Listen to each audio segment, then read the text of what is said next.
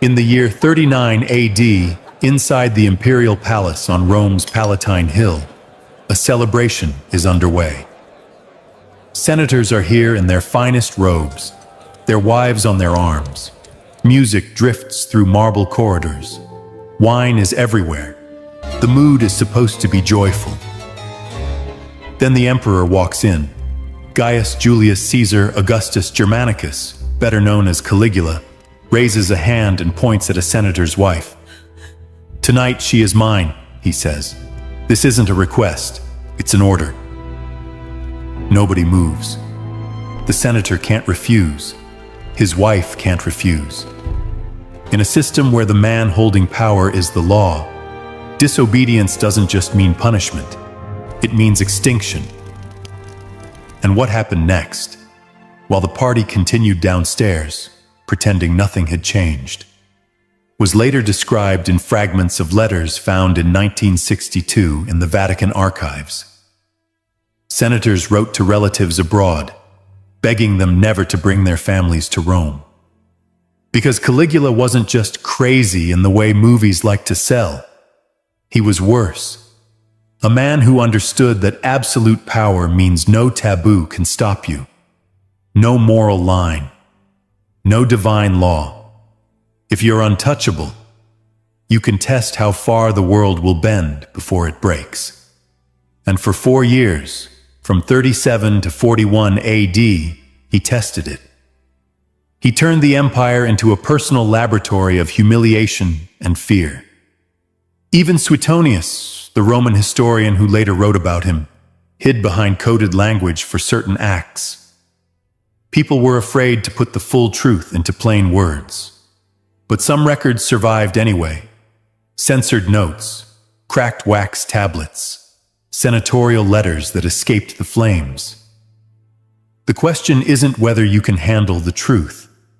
The question is whether you're ready to see what happens when one man has unlimited authority and absolutely no conscience. So let's go back into that palace. Caligula has entered the room, and nobody knows who he'll choose next. Act 1. The imperial brothel. Caligula took part of the imperial palace and turned it into a brothel, but not for common citizens. This was a trap for the highest families in Rome. According to Suetonius, Caligula sent official invitations to senatorial households.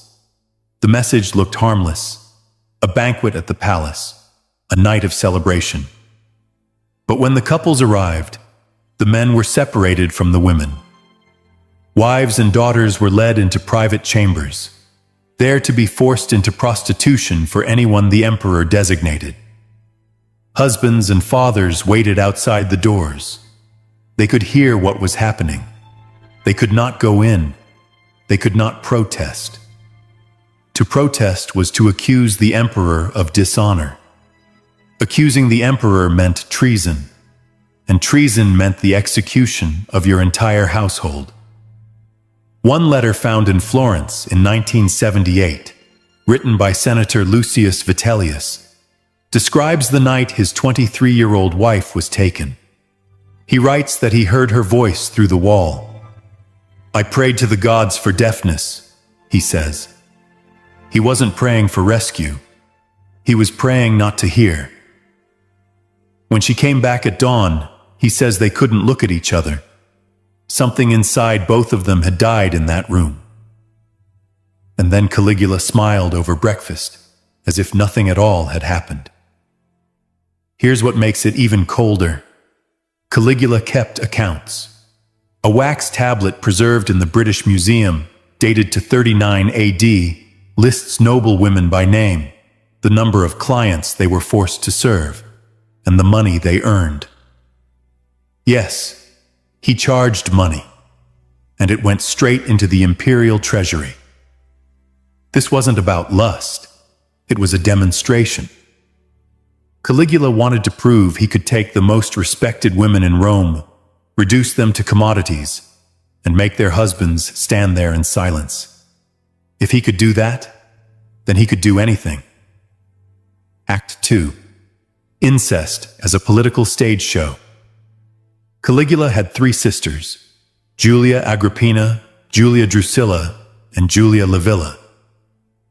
Multiple historians agree he slept with all three. But the shocking part isn't only that it happened, it's that he didn't hide it. He performed it. At banquets, in official settings, Caligula would order Drusilla, his favorite, to recline beside him not as a sibling, but as a wife. Cassius Dio describes dinners where Caligula treated her openly like a husband would. Everyone watched. No one looked away. Because looking away meant disapproval, and disapproval meant death. Modern scholars think he did this strategically. In Rome, incest was a social horror, but among the gods it was normal. Jupiter married his sister Juno. The Olympians kept bloodlines pure. So when Caligula practiced incest in public, he wasn't just indulging himself. He was declaring, "I am not human. I am a god." And by forcing senators to smile and applaud, he was forcing them to accept that claim. When Drusilla died in 38 AD, probably from fever, Caligula deified her officially. He built temples for her and ordered Rome to worship her as a goddess. Senatorial records say he visited those temples at night and performed marriage rituals with her statue, as if she were still alive. A Roman philosopher, in a letter whose author's name was later scratched out, wrote, "The emperor is no longer bound by mortality. He makes love with marble, believing it to be flesh. We have lost not only a sane ruler, but our ability to tell emperor from God." You have to imagine the room after nights like that. Old men who had commanded legions now sitting stiffly at the emperor's table, laughing on cue, hands shaking under their sleeves. Women returning to their homes like ghosts. Everyone understanding the same thing. Rome's ancient rules, the ones that had held the Republic together for centuries, were now whatever Caligula said they were that morning. And once a ruler proves he can erase the difference between sacred and profane, between family and property, between man and God, the next step is to turn that power into sport. And that brings us to what he did next. Because once he had made senators watch him shatter their families and then applaud him while he claimed godhood, he moved on to a new kind of entertainment. Act 3. The game of gladiators. Caligula didn't just want obedience. He wanted to watch people break. So he created a private entertainment for his banquets. Something designed not for random cruelty, but for maximum psychological damage. According to diary fragments recovered near Pompeii in 1951, Caligula selected his targets carefully. He chose the most devoted wives in Rome. The women known for strict virtue, the ones praised publicly for loyalty, the ones whose names were practically synonymous with chastity. The point was never to pick someone already surrounded by scandal. The point was to destroy the image of purity itself. Then he chose the gladiators, not the handsome crowd favorites, not the celebrated champions. He picked the brutal ones. Condemned criminals, scarred slaves, men still stinking of the arena. A banquet would be underway. Senators reclining on couches, trying to look relaxed while fear crawled under their skin. Then Caligula would give the order. A noble woman would be dragged into the center of the room. A gladiator would be brought straight from combat, unwashed, still streaked with blood and sweat. And the emperor would smile and say, "Entertain us." There was no illusion of consent, no pretense of romance. This was a command, like ordering a servant to pour wine. The woman had to obey. Her husband had to watch. Her family had to watch.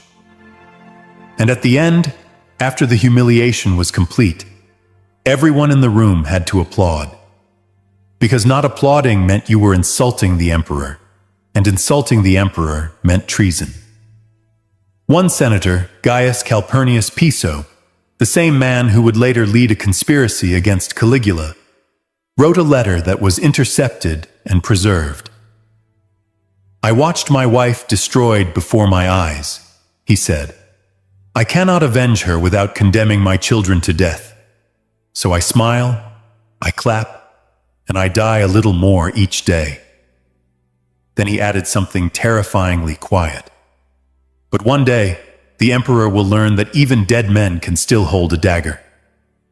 When Piso's conspiracy failed, he was executed. His wife was executed. His children were sold into slavery, and his letter was filed in the imperial records like a trophy or a warning. Caligula didn't just want to shame individuals. He wanted to teach the Senate a lesson. Your honor is mine. Your household is mine. Your virtue survives only at my pleasure. Act 4. The Emperor Who Married Men. Caligula reserved a different sort of destruction for powerful men. There's an old rule in tyrannies. Don't just kill your rivals. Make them know they're helpless before you erase them. Caligula took that rule and sharpened it into theater. Suetonius records that Caligula married at least 5 men during his reign. Among them were high-ranking Romans, including a consul named Lucius Vitellius and a popular actor called Menestor. These weren't harmless jokes. These were official public ceremonies with veils, dowries, and legal wording. A tablet found in the Alexandria archives in 1989 contains a portion of one such marriage contract. It reads like a real document because it was one. Caligula is listed as the husband. Vitellius is listed as the wife. There are clauses about fidelity, dowry, and conjugal obligations. Imagine what that meant in Rome. Vitellius wasn't some helpless citizen. He was one of the most influential men in the empire, and Caligula forced him to dress in women's robes, wear a bridal veil, and stand in the forum before thousands while the emperor married him. Please like and subscribe.